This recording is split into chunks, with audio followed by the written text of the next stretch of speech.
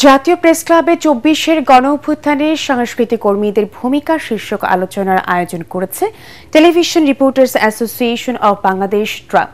সংগঠনটির সভাপতি কাদের মনসুরের সভাপতিত্বে অনুষ্ঠানে প্রধান অতিথি ছিলেন প্রেস ক্লাবের সাবেক সভাপতি ও দৈনিক দেশ রূপান্তর সম্পাদক কামাল উদ্দিন সবুজ। এ সময় বিভিন্ন সেক্টরে অসামান্য অবদান রাখায় বিশিষ্টজনদের ট্রাম মিডিয়া স্টার অ্যাওয়ার্ড ২০২৫ প্রদান করা হয়। আপনি বাংলাদেশ দিতে দিন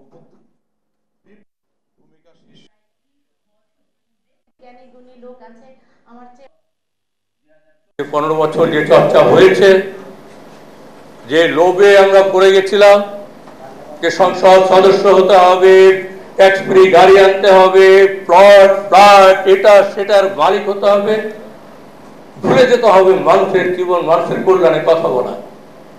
এই চর্চা থেকে বেরিয়ে আসার জন্য আমরা এই আলোচনা বারবার করতে হবে।